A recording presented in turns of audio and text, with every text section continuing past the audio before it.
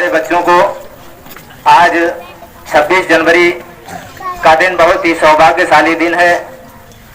और ये सौभाग्यशाली हम लोगों के लिए ये दिन क्यों है? क्योंकि आज ही के दिन हमारे देश का संविधान लागू हुआ था। और जब इस देश में संविधान लागू नहीं था तो हमारे देश में बहुत सारी परंपराएं, बहुत सारे विविध कानून जो अलग अलग धर्मों में अलग अलग जातियों के लिए थे। तो जब देश का संविधान जब लागू नहीं था तो राजा बनता था तो वो राजा का बेटा ही राजा बनता था। राजा की गद्दी का उत्तराधिकारी राजा का ही बेटा होता था। रानी के पेट से ही राजा पैदा होता था।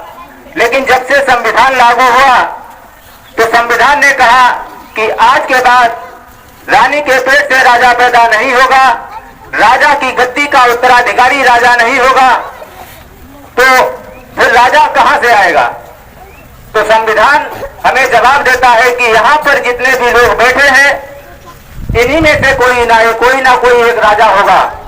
और उसको चुनने का अधिकार वो यहीं पर जो बैठे लोग हैं, इस देश में रहने वाले लोग ही अपने मन का राजा, अपने मर्जी का राजा चुनने का अधिकार हमें संविधान ने दिया। और आपकी जानकारी के लिए बता दूं कि हमारे देश का जो संविधान बनकर तैयार हुआ था 26 नवंबर 1949, 26 नवंबर 1949 को हमारा संविधान बनकर तैयार हो गया था। लेकिन उसके ठीक 2 महीने बाद 26 जनवरी 1950 को लागू कराया गया। इसके पीछे का जो 2 महीने का अंतर दिया गया, इसमें वो क्यों दिया गया? इस बात को जानने के लिए कि उसी दिन 26 जनवरी 1930 को लाहौर अधिवेशन हुआ था, जिसकी अध्यक्षता पंडित जवाहरलाल नेहरू जी कर रहे थे।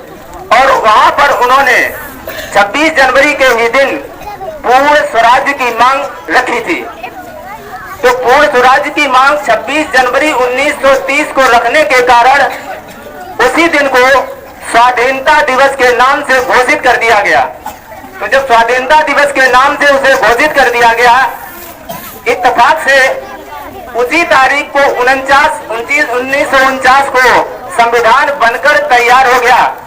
तो सोचा गया कि आखिर इस संविधान को लागू कब किया जाए, तो क्यों ना ऐसी ही तारीख को चुना जाए जिस दिन कोई ना कोई बड़ा कार्य किया गया। तो उन्होंने देखा कि 2 महीने बाद 26 जनवरी आ रही है, तो 26 जनवरी यानी कि स्वाधीनता दिवस के दिन भारत के संविधान को क्यों ना लागू किया जाए।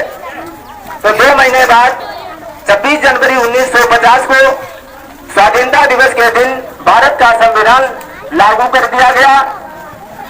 और भारत में संविधान कानून का राज स्थापित कर दिया गया।